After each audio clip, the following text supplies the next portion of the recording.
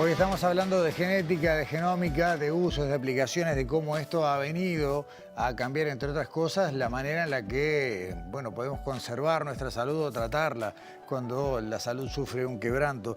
Y en el área de la oncología se están dando, una aproximación enorme a herramientas que ya permiten usar un concepto que se conoce como medicina personalizada, de alguna manera, pero esto no es solo propio de la oncología, pero es donde más se nota y donde más se siente. Vamos a meternos en esto, vamos a contarles de qué se trata, conversando con el doctor Mauricio Cuello, profesor agregado de Oncología Médica, coordinador de la Unidad de Oncología Torácica del Hospital de Clínicas. Mauricio, bienvenido, buenas noches. Bueno, muchas gracias. ¿Qué tal, Gustavo? ¿Cómo estás? Gracias a ti.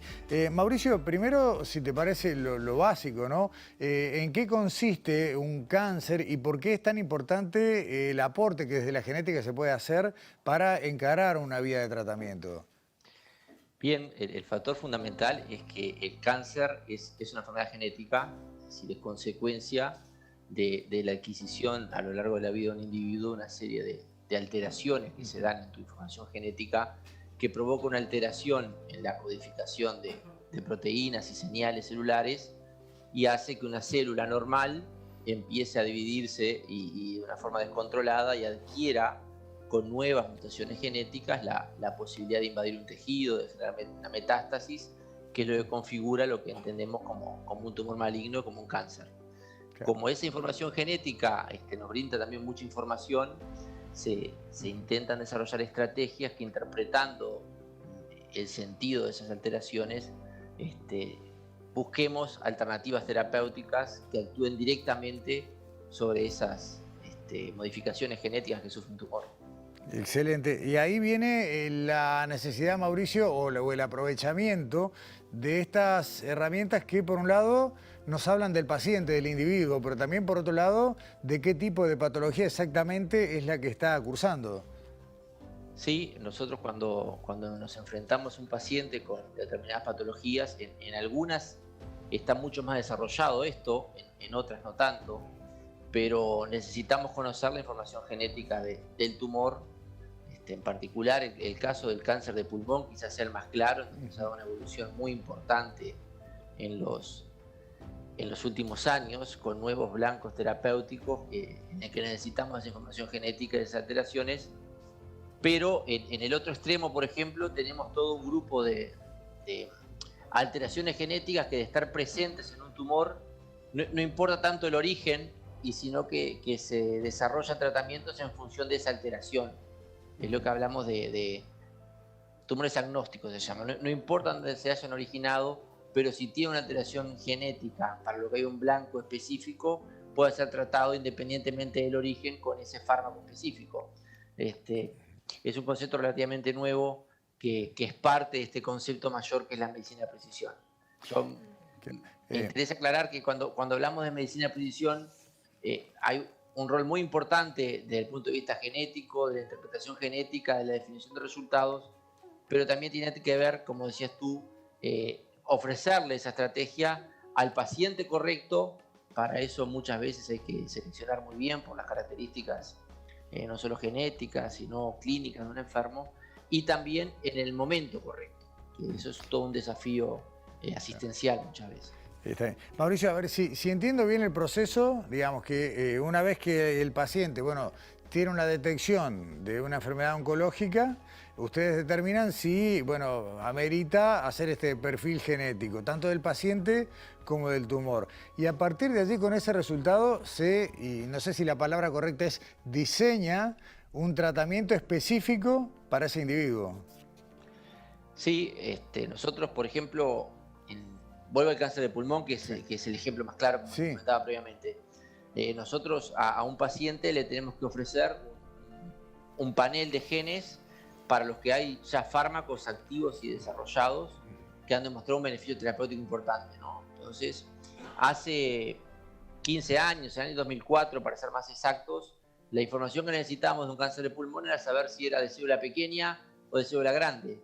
Y hoy por hoy lo que hacemos es testear a los enfermos buscando toda una serie de mutaciones, si va a ser sensible a la inmunoterapia, si va a ser sensible a determinados inhibidores del factor de crecimiento epidérmico, traslocaciones de ALK, de ROS1, de diferentes alteraciones cuyo tratamiento supera ampliamente el beneficio que se puede lograr, por ejemplo, con una quimioterapia convencional, como hacíamos hace 20 años. Entonces, ese es un poco el enfoque que realizamos ahora para el cáncer de pulmón y también para otras patologías que se benefician claramente de esa estrategia.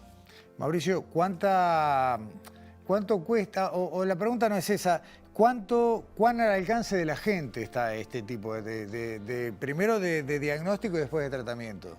Es una pregunta bastante compleja porque a lo largo de los últimos 20, 40 años quizá, porque fue ahí donde se empezó a secuenciar el ADN, el costo de desarrollar una estrategia de este tipo ha pasado de los millones de dólares a unas centenas, quizá a algunos pocos miles, lograr una información de valor clínico de una forma factible y rápida para los enfermos.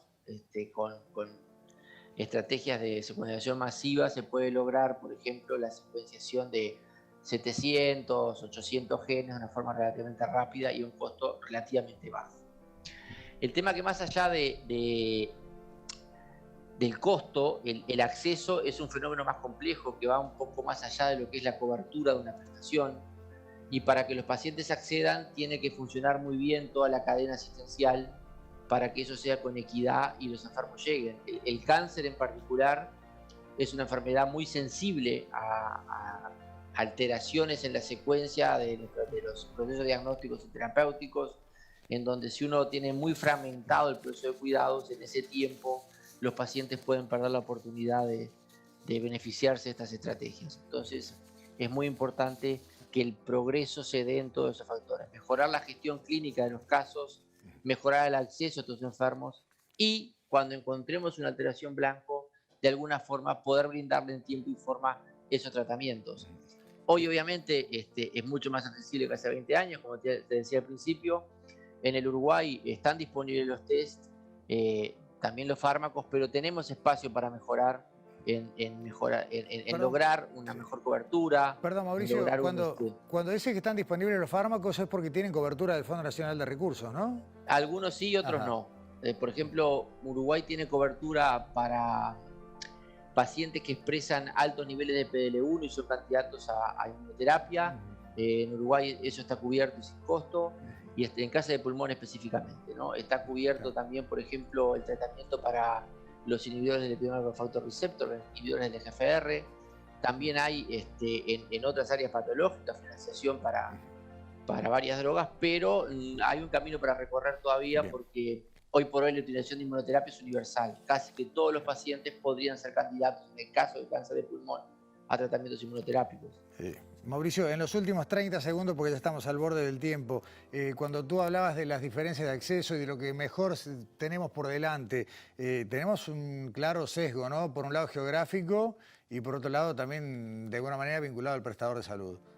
Sí, las enfermedades en general, las oncológicas en particular, son construcciones sociales, lo digo siempre, y son muy sensibles a las diferencias que tenemos las personas en esos factores que de alguna forma también comprometen el acceso, más allá de que esté cubierto. En Uruguay, en las prestaciones oncológicas del Fondo Nacional de Recursos, nosotros vemos una diferencia muy importante del acceso en función de la región y en la función del prestador, es decir, no es lo mismo el acceso en una institución pública que una institución mutual, que una institución privada.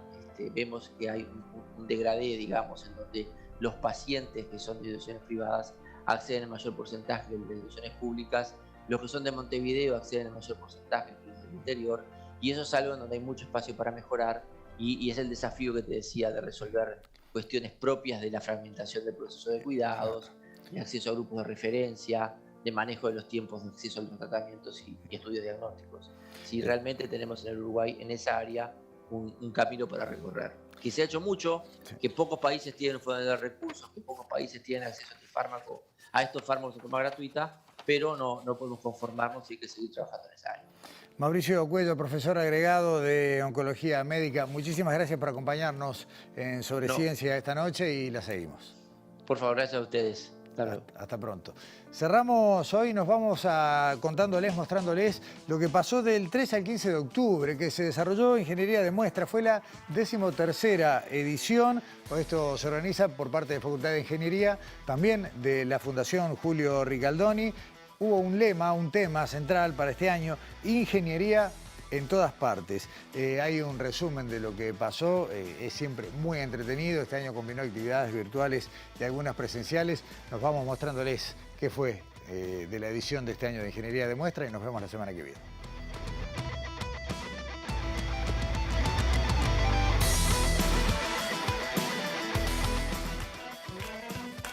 Este año el lema era Ingeniería en todas partes. Creemos que eso se vio a través de los proyectos y también le mostramos a la gente no solo lo que hacen los ingenieros, sino cómo formamos ingenieros atentos a las necesidades en general de las sociedades. Tuvimos 15 actividades en vivo, 39 videos de proyectos de docentes, 23 videos de proyectos de fin de grado, concursos de fotografía, concursos de video, charlas, recorridas por la facultad en Minecraft, más de 8.000 votos y más de 700 estudiantes anotados a las charlas. La ciencia es mirar con cuidado cualquier cosa y ahí vamos a encontrar el universo. Sin embargo, los sistemas de sonido estéreo logran algo que, si bien no es alta fidelidad, sí es un sonido muy agradable. ¿Alguna vez se preguntaron si el camino más corto es el camino más rápido? Los ingenieros nunca trabajan solos en general, ¿verdad? Es claro que la historia de la ciencia, la tecnología y la cultura se articula en la interacción entre personas. El Bitcoin consume hoy 2 veces la potencia de todo Suiza y 10 veces la potencia de Google. Romper estereotipos, a mostrar mujeres haciendo ingeniería. Que es importante conocer todo lo que se puede estudiar.